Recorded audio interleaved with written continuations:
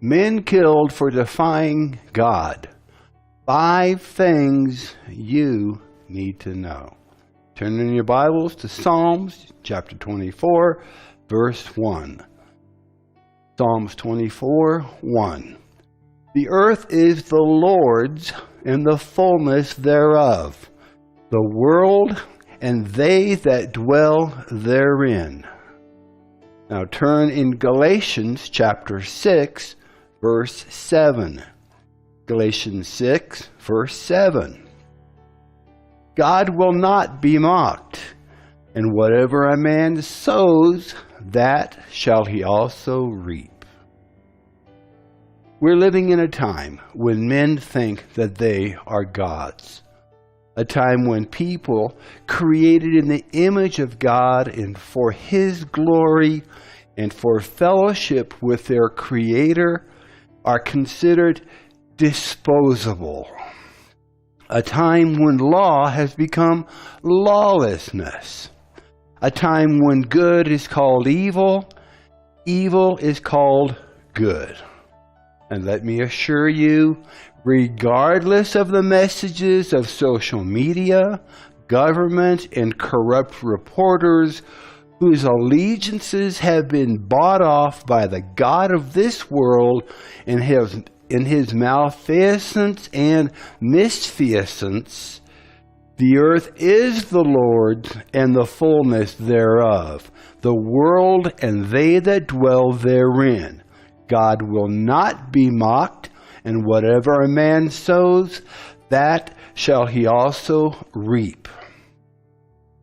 We are living in a time where our public officials are guilty of misconduct and wrongdoing, but there seems to be no consequences or penalties for their crimes. The earth is the Lord's and the fullness thereof, the world and they that dwell therein. God will not be mocked, and whatever a man sows, that shall he also reap. We are living in a time of evil doing and evildoers who seem to be able to escape justice.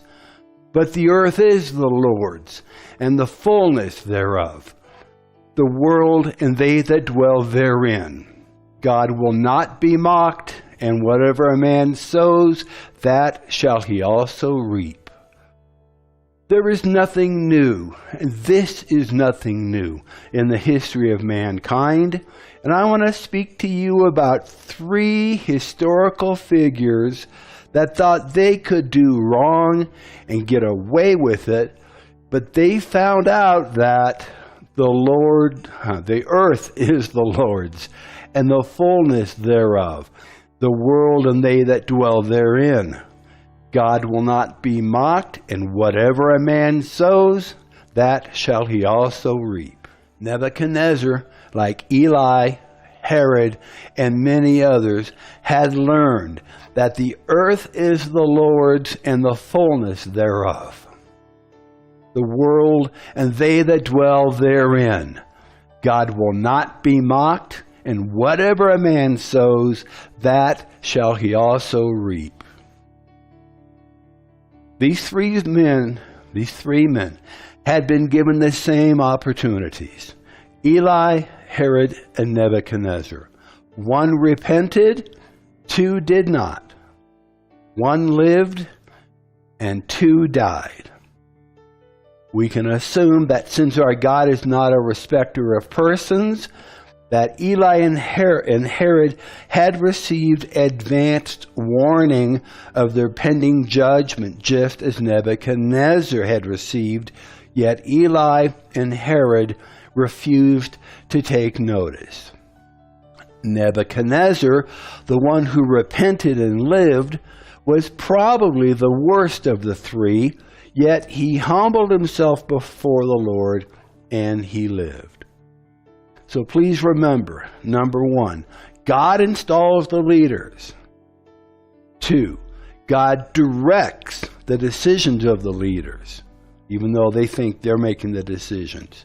3, God owns and controls even the unrighteous leaders. 4, God disposes of the leaders.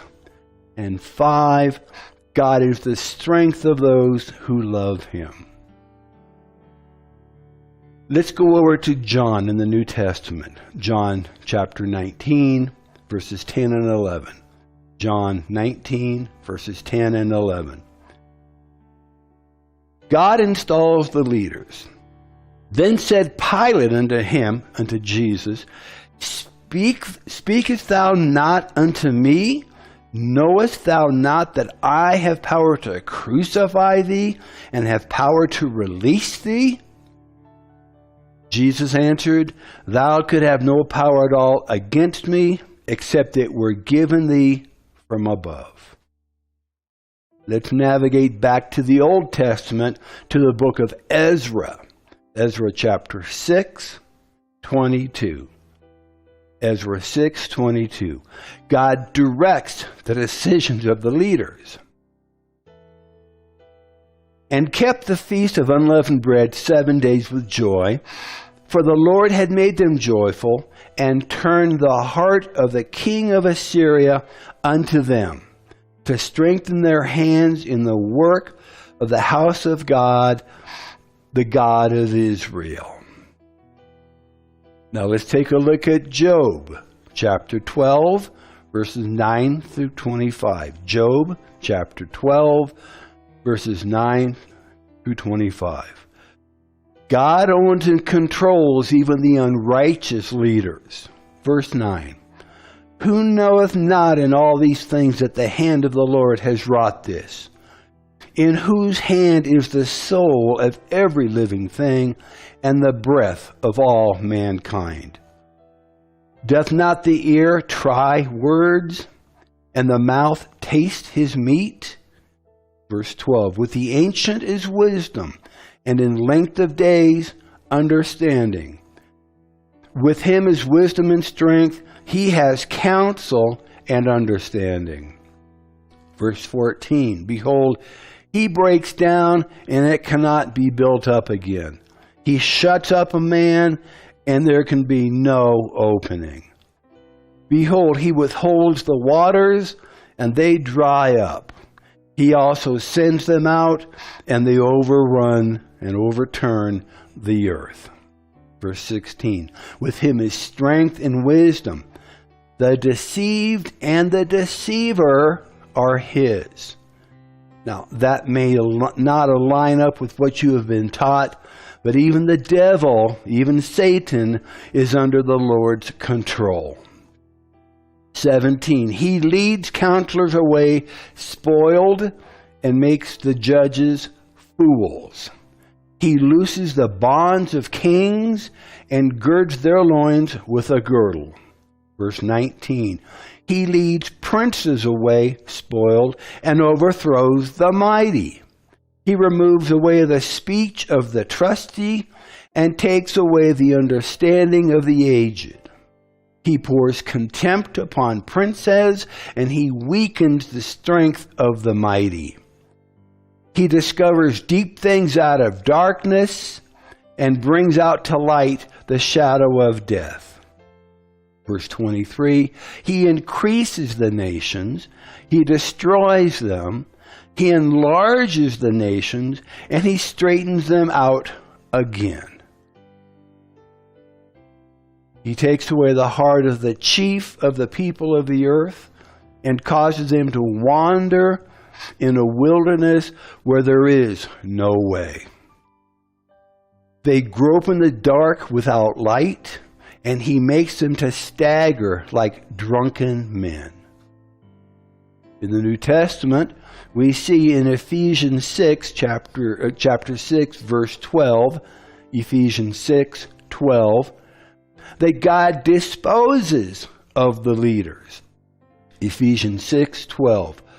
For we wrestle not against flesh and blood, but against principalities, against powers, against the rulers of the darkness of this world, against spiritual wickedness in high places.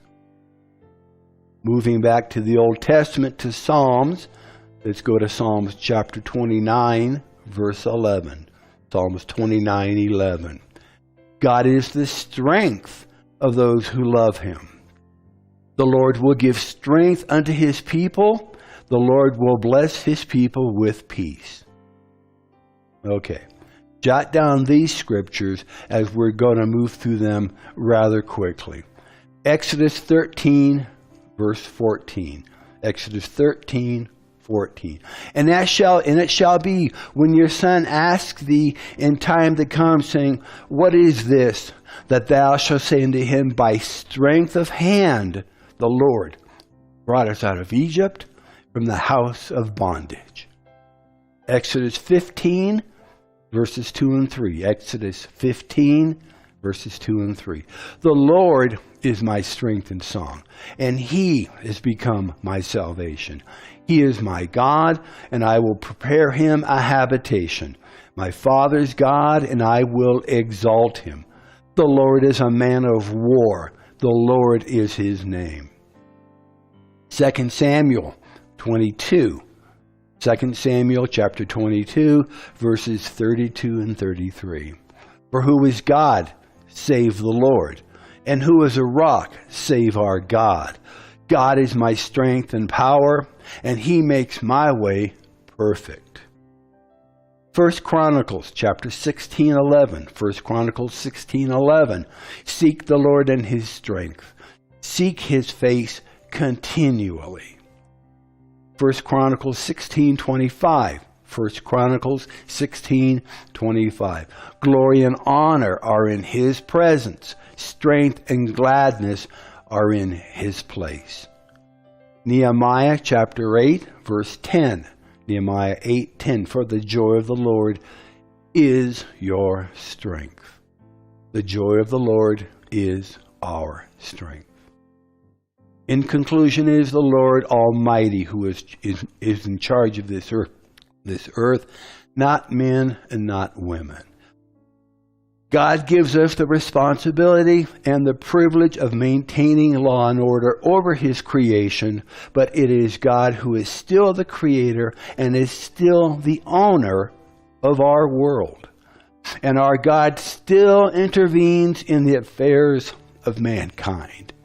This is the story of salvation in its essence. When the first man sinned and lost control over the earth, God intervened in the affairs of mankind, sent his Son, Jesus Christ, to redeem us from the fall and to reclaim his rightful ownership of the earth from Satan.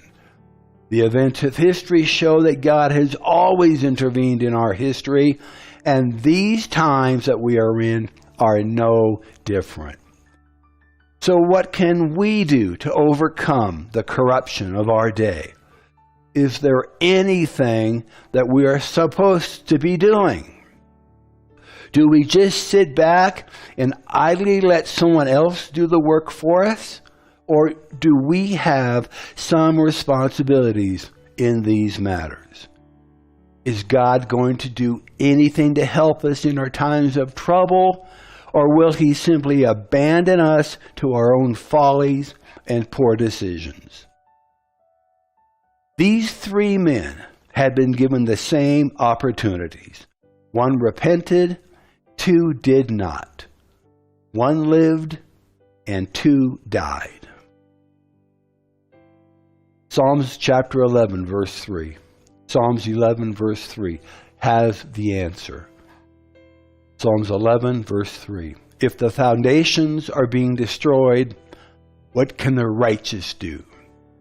Or you might say, if the foundations are being destroyed, what is the righteous one doing?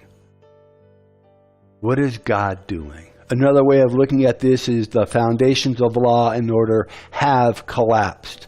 What can the righteous do? Or the foundations of law and order have collapsed. What is the righteous one doing? Here's the rest of the story. Psalms 11, verses 4 to 7. Psalms 11, 4 to 7. But the Lord is still in his holy temple. The Lord still rules from heaven. He watches everyone closely, examining every person on earth. The Lord examines both the righteous and the wicked. He hates those who love violence. He will rain down blazing coals and burning sulfur on the wicked, punishing them with scorching winds. Verse 7, for the Lord, the righteous Lord, loves justice. The righteous Lord loves justice. The virtuous will see his face. The earth is the Lord's and the fullness thereof, the world and they that dwell therein. God will not be mocked, and whatever a man sows, that shall he also reap. These three men had been given the same opportunities. One repented, two did not, one lived, and two died. We're going to be starting a revival campaign very soon. It is called Declaring War in the Heavenlies and Victory in the Land.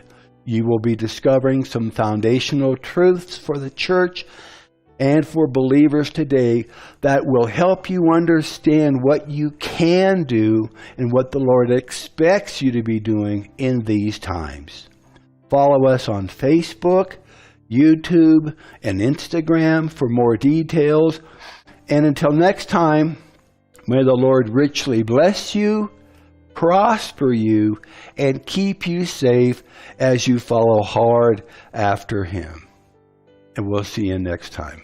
God bless you.